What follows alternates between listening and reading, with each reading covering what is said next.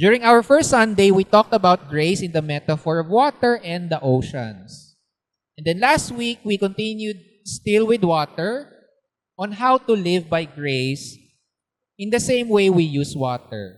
So today, we will be talking about giving grace. Pero low-key na muna tayo sa metaphor ng water kasi baka umay na. Umay na yung paggamit sa tubig bilang metaphor. After talking about living by grace, we proceed with giving grace. To some extent, na-touch ko na to last week, a little bit, yung giving grace. So ngayon yung mas expanded version. So thank you for everyone and all the volunteers last week for a wonderful worship service, lalo na sa music team last week, diba? Na-teary-eyed ako last week. Kaya lahat sila wala ngayon. Diba? Masyadong, naubusan ng grace. Ayan. Very extra yung last week. No? So thank you kay JT for reading my preaching and kay John for officiating the communion. And then again, the music ministry last week. And to clarify, na ilang ulit na sinabi ni JT last week, to clarify, my preaching last week in its entirety or in parts does not pertain nor is it directed towards any specific person. Lalo na dun sa nagbasa. Diba? Wala pong pinatutunguhan. Pero syempre, kung kinausap ka ni Holy Spirit sa preaching ko last week, and if the shoe fits, diba, that's not on me. Okay? And if ever naman hindi yan relevant sa'yo, then there's no reason to be affected. Diba? Tama? So, preaching direct starts now. Yung preaching clock, may preaching clock eh. So, a bit of review. So, if you are a Christian, then Jesus Christ, so sino daw si Grace? Si Grace ay si Jesus Christ. No? So, if you are Christian, then Jesus Christ is God's grace in the flesh.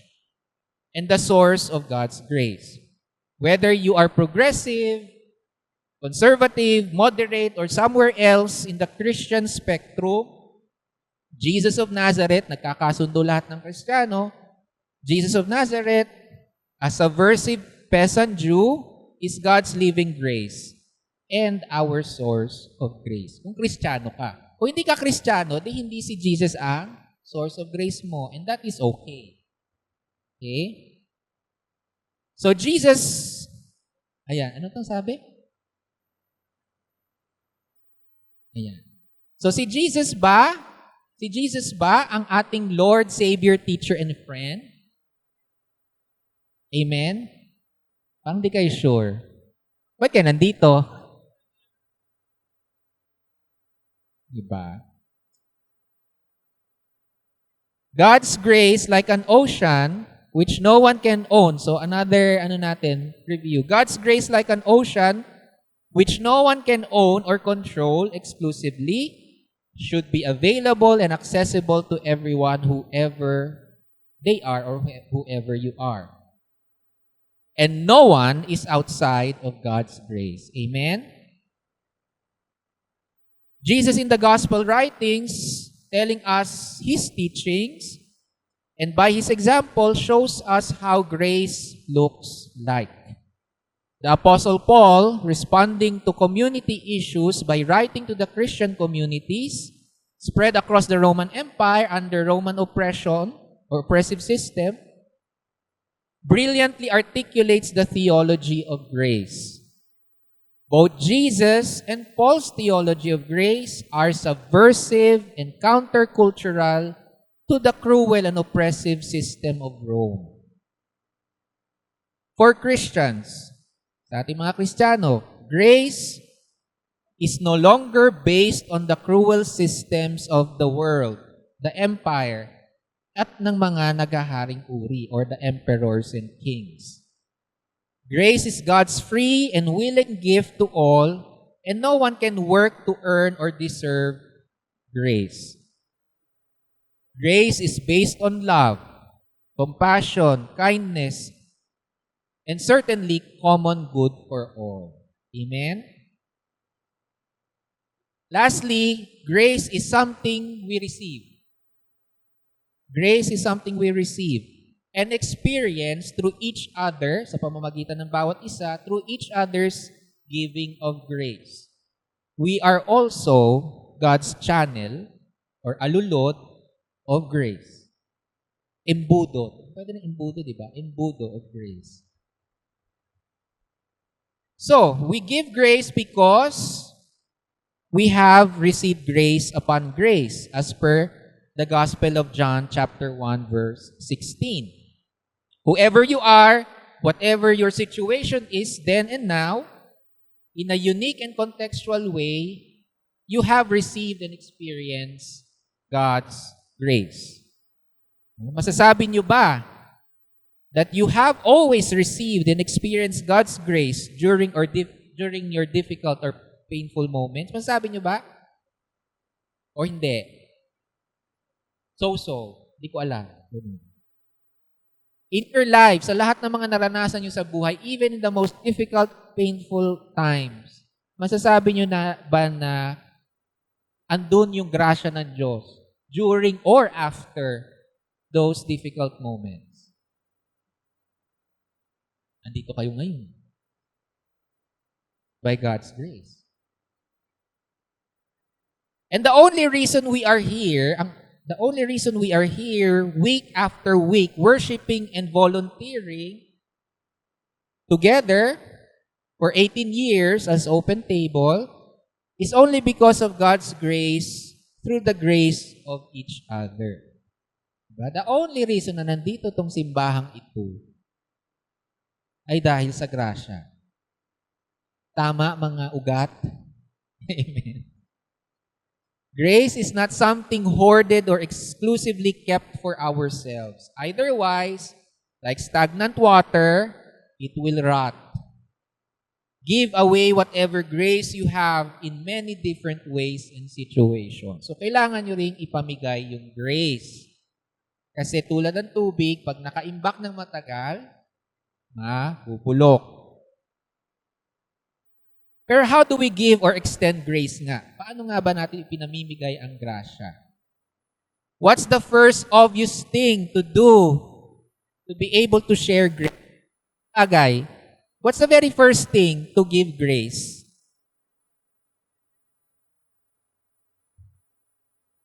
Nya. Pero bago yon.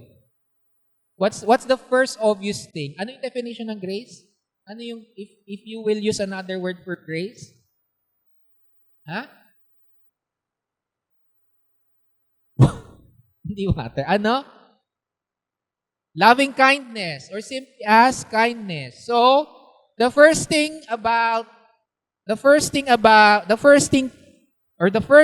to give grace is to do or give something good to others. Loving kindness. Especially to those who are struggling or in need without expecting anything in return or having other motives for helping. So let us together, next slide, let us all together read the text of Scripture. All together. For I was hungry and you gave me food. I was thirsty and you gave me something to drink. I was a stranger and you welcomed me. I was naked and you gave me clothing. I was sick and you took care of me. I was in prison and you visited me. So this is from Matthew, the Gospel of Matthew 25 verse 35 to 36. Although mas mahaba pa yan, yung kwento niyan. So this is the closing parable of the 25th chapter of Matthew, and it has been titled by the Bible publishers as the Judgment of the Nations or the Judgment of Humanity. This verse is one of the mostly quoted and used Bible passages here in Open Table, or at least by me, or by progressives. By progressive Christians, gamit na gamit ang passage na yan. That at the end of it all, the measure and judgment of our lives will only be our concrete actions of loving kindness to anyone who is struggling, sick, and in need. So hindi magiging measure ng buhay mo kung personal Lord and Savior mo si Jesus. Okay? That is good if you are Christian, but that wouldn't even be the question that will be asked at the end. The question of our lives will be the kindness we have shown to anyone who is struggling, sick, and in need. Especially to those who are desperate and those whose only hope is God.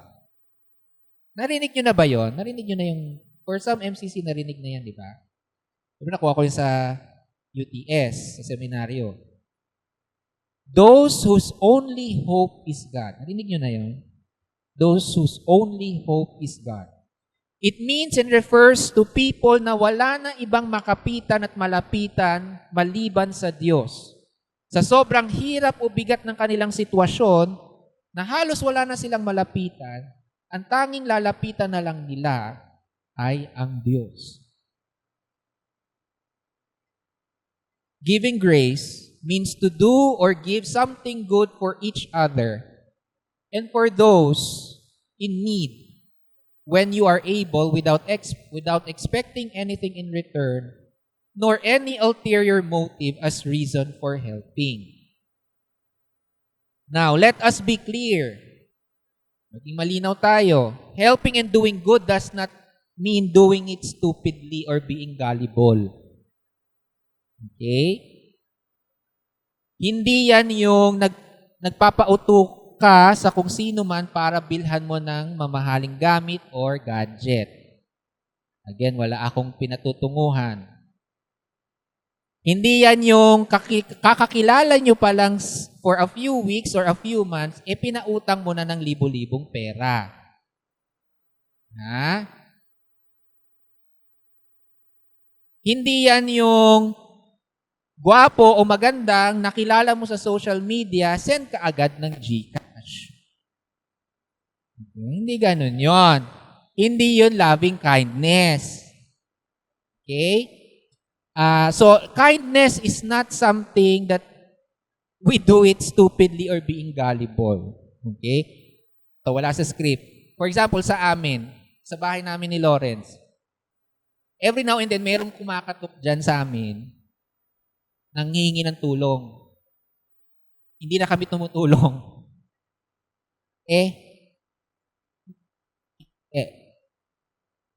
Doon. Ginagawa pala, chine-check. Tapos minsan at nahuli ko. Kasi sinabi namin wala. Maya-maya andun pa rin nakasilip. Sumisilip sa loob ng gate. Diba? So kindness does not necessarily mean being gullible or being stupid about certain things. Diba? So, at hindi rin yan, ko kanina, hindi yan yung transactional. Okay? Pa-GCash transfer, nakilala lang, utang ka agad, palilinyahan mo kaagad ng phone line, ganyan, no? Tapos, ang pledge mo, 150. Hindi mo kompleto. Diba? Diba? Hindi naman, nung dark ages yan. No? Nung dark ages of open table yan. Emic yan. Wala pa ako name drop. Yan. Sige. Pero kahit hindi na dito sa church. Diba? Kahit hindi na sa church. Sabihin ginagaya ko yung panggigil trip na ginagawa sa ibang evangelical churches. Diba?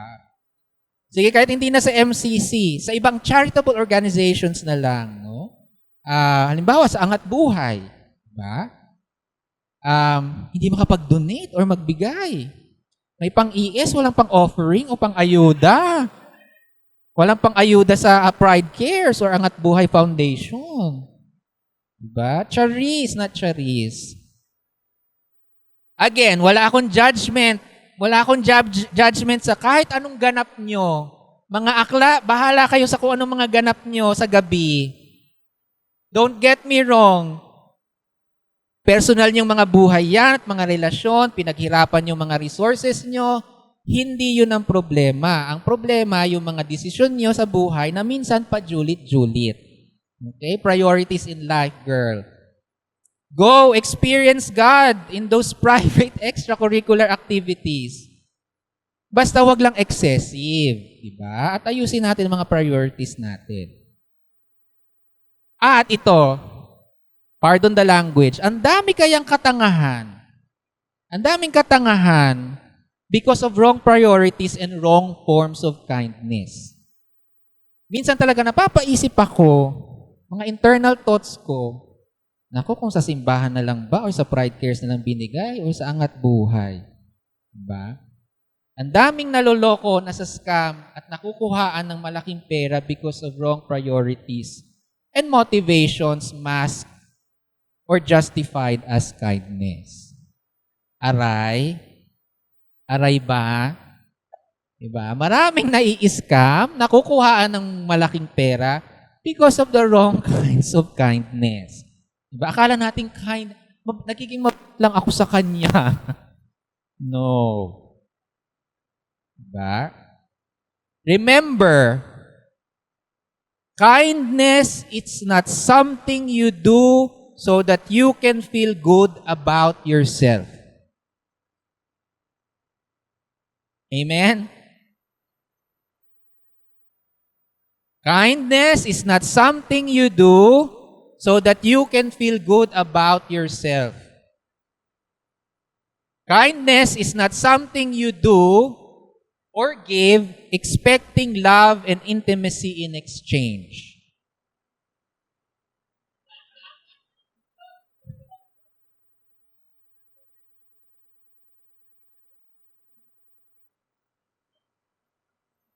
Generosity is not something you do or give so that you feel validated or affirmed.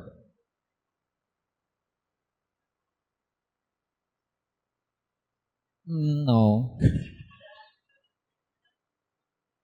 Grace as acts of kindness is your response to the pain, suffering, or desperation of another human being.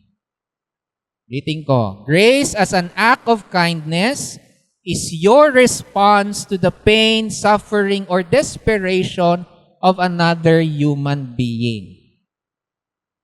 O baka may magalit. Again, this is not specific to anyone.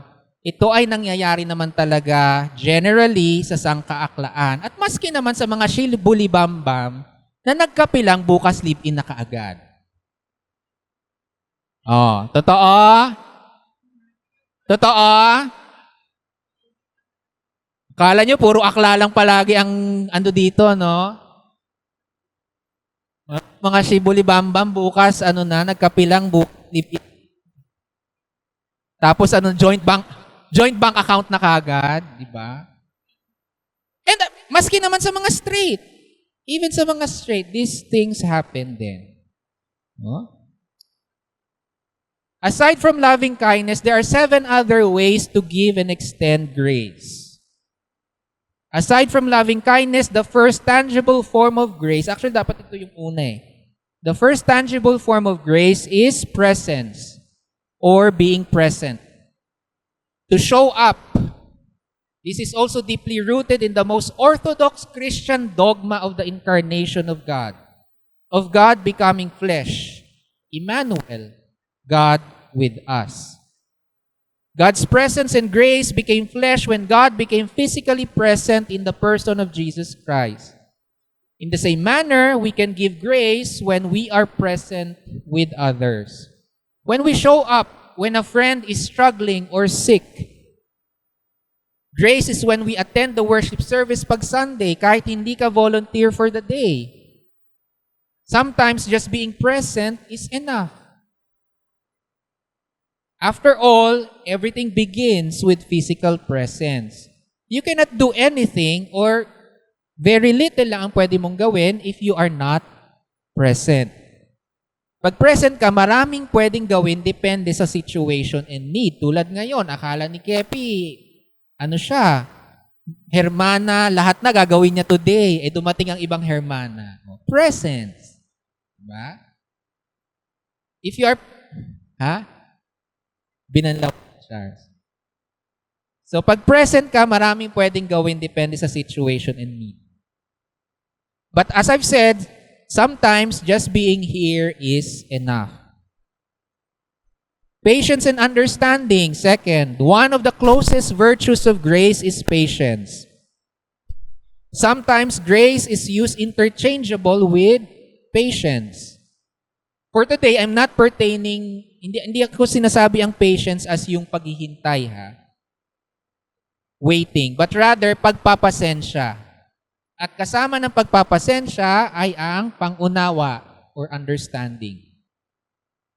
Giving grace means to try our best to be patient and understanding of others, especially towards the imperfections of our loved ones, friends, people we work with, people in community, and people we encounter. As much as others have been patient and understanding with our own imperfections, we should also be patient and understanding of others. Hindi pwedeng ikaw lang palagi ang pinagpapasensyahan at inuunawa. Ikaw rin dapat giving grace through patience and understanding. Amen? Next, number 3. Paano magbigay ng grace? It's acceptance. Pagtanggap. Pagtanggap, and this is the closest thing we can relate to as queer people. One of the greatest expressions of grace in our life as queer people is when we are accepted by our parents and siblings, our friends, other people, and most especially at church. Because all other churches cannot accept us as we are. So when a church accepts you for who you are, that's one great form of grace. Yung pagtanggap sa kabuuan ng kung sino tayo at sino ang ating minamahal ay isang uri ng grace. Pero maski hindi sa mga LGBT, acceptance in general is one of the greatest forms of grace someone can receive and experience. And so for friends and allies, mga straight, cis, hetero, your acceptance of who we are is grace for us queer people. Pero sa atin rin mga queer, we also have to accept other queer people. Kasi may mga sitwasyon na mismo pang LGBT ang hindi makatanggap sa kapwa LGBT. Totoo? True.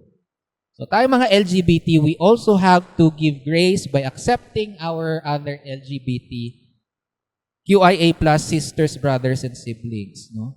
Meron yan kasi, antag dito, hindi, yung, meron pa daw non-binary, meron pa daw ano, ba't ang dami-dami? Yung isang kaibigan ni Lawrence nagtatanong nun, bakit daw, dami namang ano, ang dami ng letra, sabi nung ano. Oo. Ang sagot dyan, kahit hindi mo naiintindihan yung ibang letra sa spectrum of sexuality and gender, tanggapin natin ng ibang queers na may ibang letra at respetuhin the way that they are. You do not need to understand something to accept and respect that person or thing.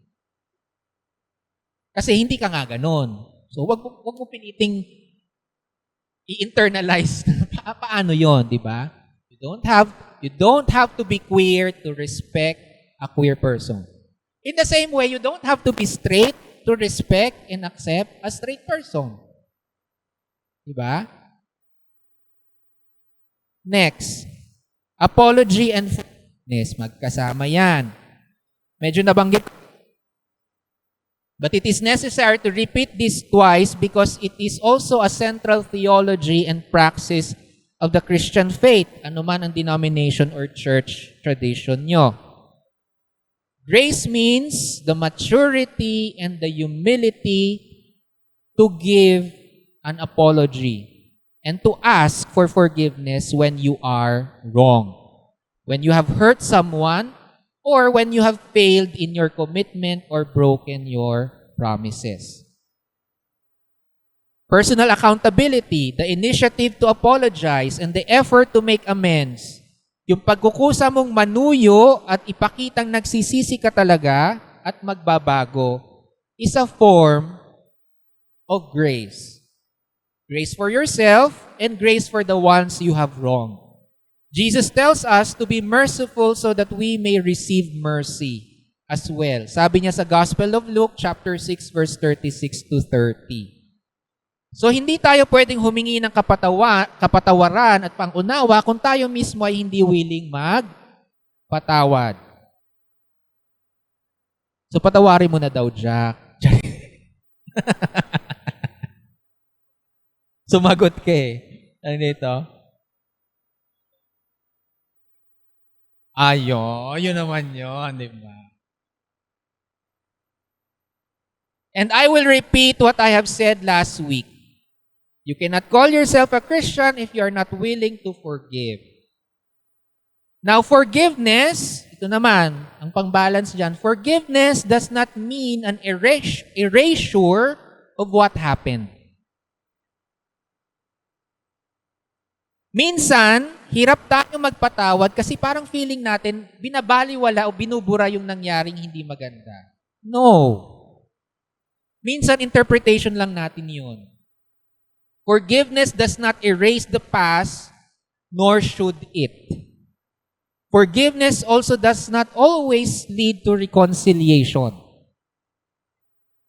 Hindi natin?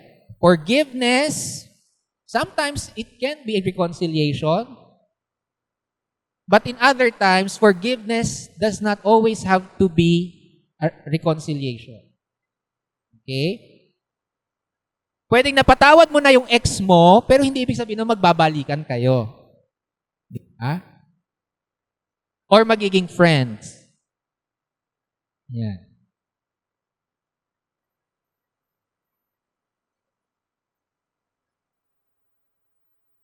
Depende sa sitwasyon. If reconciliation is possible, then all the better. Pero if not, then that is okay. You can forgive without necessarily reconciling with the other person. In the same manner na pag ikaw ang nakasakit sa iba at humingi ka ng tawad, it doesn't mean na pag pinatawad ka, you can go back to how you were together as before. And ito rin naman, for serious offenses, lalo na criminal ones, forgiveness does not mean to say no longer serving your time in prison. And often than not, forgiveness does not have to be about the other person. Tingnan natin, forgiveness does not have to be about the other person.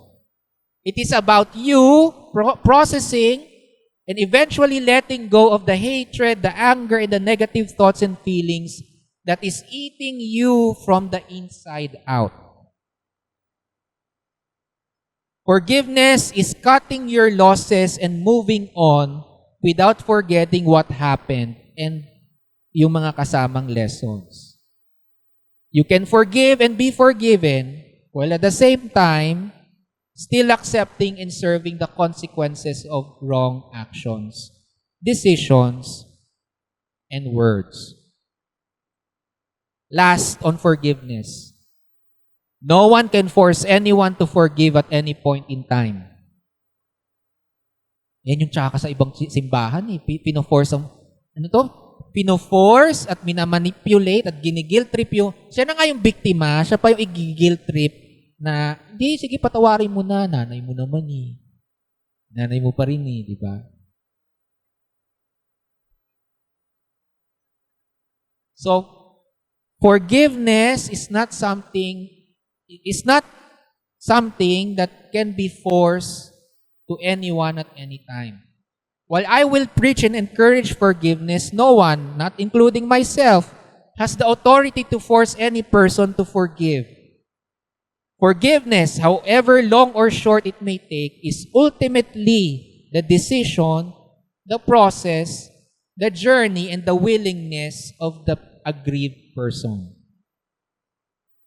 Next, civility. Grace also means being civil with those you disagree with or have some conflict with. Siguro mas i-relate natin ito dito sa church community natin or sa inyong mga trabaho. You do not have to be super close with someone or anyone to work with them. Tama? You do not need to immediately resolve a conflict or a disagreement nor immediately reconcile to continue working together. Giving grace is to act professionally and to be civil with those you have differences with or even those you are in conflict. Because the work, the mission, the advocacy, the ministry comes first. What we do is over and above any of our personal differences and disagreements. Na minsan madalas naman, ang mga lalo na dito sa open table, during the dark ages, na ang pinag-aawayan naman ay mga, kapetihan, mga petty things, mga kadramang walang katorya-torya. So, the advocacy, the ministry, is over and above these disagreements and conflicts. Now, in the current LGBT network, sa kuyang network ng mga LGBT organizations, na kasama at kabahagi ang Open Table, meron tayong mga organization and individual leaders na nakakatrabaho at nakakasama na hindi kinikilala ang 1994 Pride March as the first Pride March sa Pilipinas.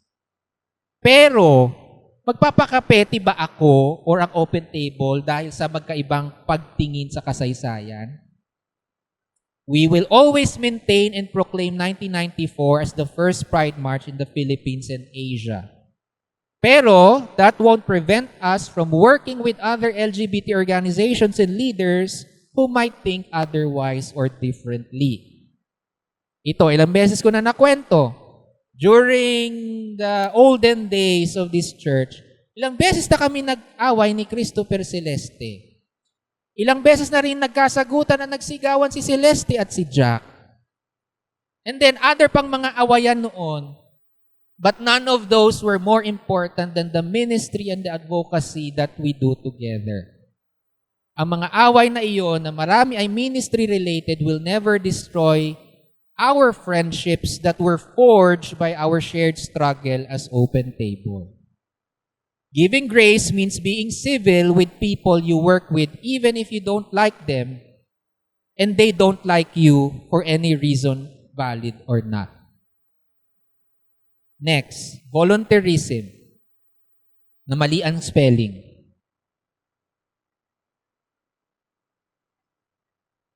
Giving grace is to give your time, talent, and effort for the worthy causes and our causes for our queer movement and the HIV movement in the Philippines. Volunteerism is a higher form of loving kindness because it is no longer individual. It is now responding to larger social, economic, socio-political, and socio-environmental causes. Nag-aambag at nakikisangkot ka sa mas malaking pangangailangan at gawain. And that is giving grace. Volunteerism is giving grace. Pero ito na nga. Ang kasunod niyan is ang ating volunteerism ay hindi lamang yung tree planting, kahit na yun yung picture na nilagay ko kanina. Volunteerism is hindi yung tree planting here and there and clean up sa Dolomite Beach para lang ma-feel good tayo once or twice a year. Our volunteerism must not only be consistent, it must also be rooted in activism. Sabi ko nga, dapat ang volunteerism ay isang uri ng aktibong pakikisangkot, pakikibahagi, at pag-ambag sa mga social causes in our country and the world. Altogether, please read the text on the slide. In our world suffering from systemic injustice, activism is how grace looks like. Ayan. Activism is how grace looks like in a world that is suffering from systemic injustice. Activism is how grace looks like in an oppressive world. Grace is not just personal, it is also social and political. Grace did not become flesh only for you. God became flesh to proclaim good news to the poor, freedom to the oppressed, and liberation to captives, as per Luke chapter 4.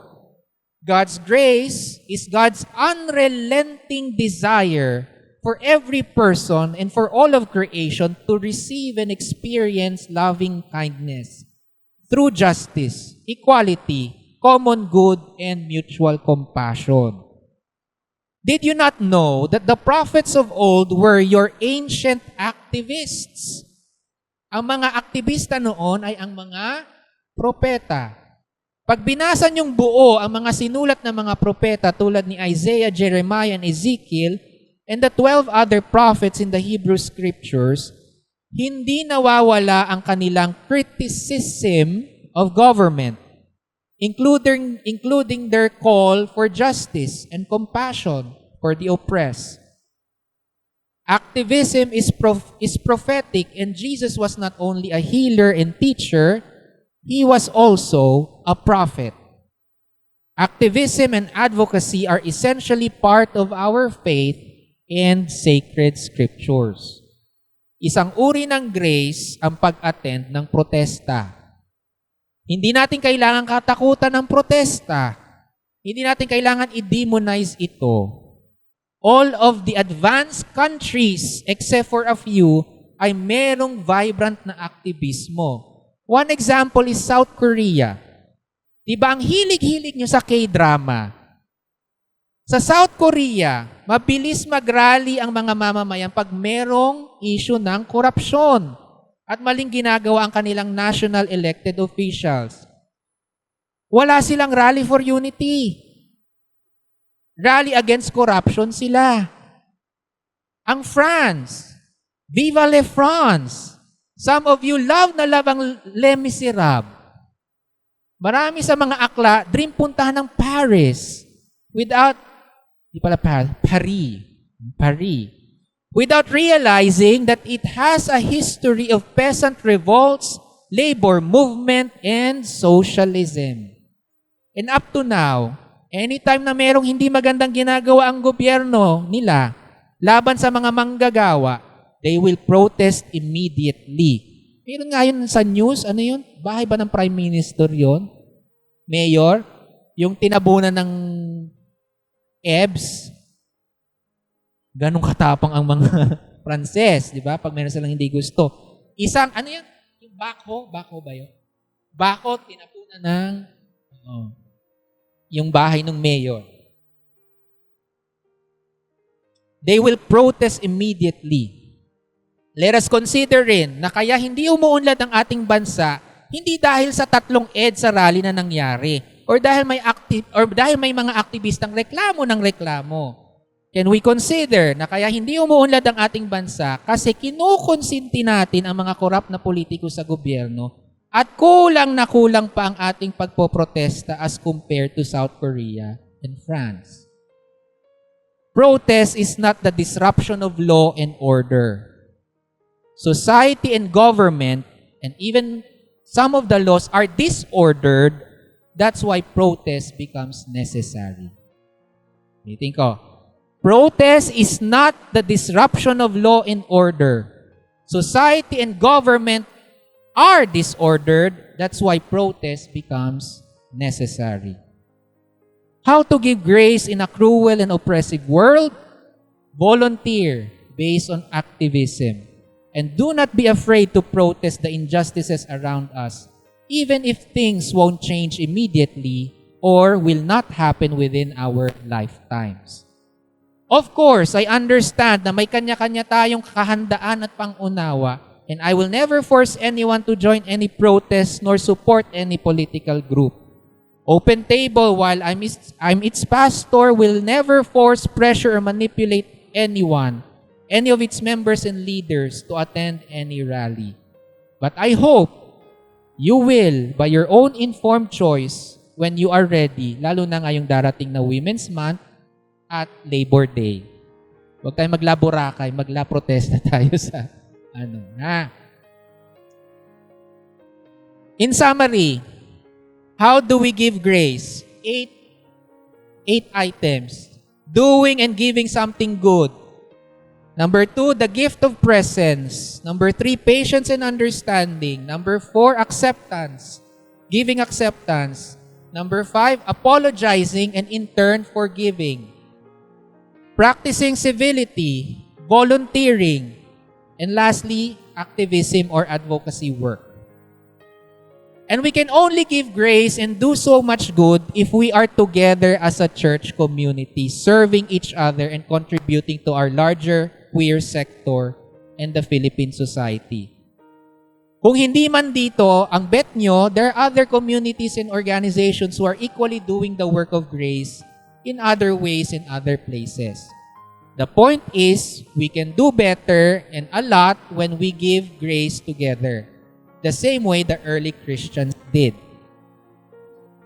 The book of Acts gives us a glimpse both in chapter 2 and chapter 4 how the early Christians practiced and gave grace to one another.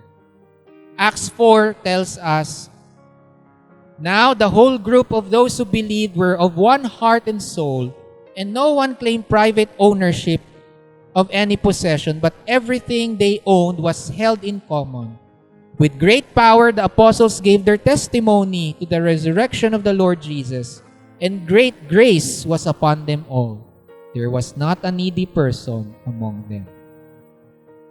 Having received and experienced grace, early Christians practiced and gave grace, loving kindness to one another in their communities, despite the systemic injustice, oppression, and later Roman persecution. They persisted with their radically inclusive form of community and their proclamation of a crucified peasant Jew as Lord and Savior. I hope we can follow their example, who continue to live by grace and give grace to one another despite the world and context they lived in, which frankly was much worse than we have.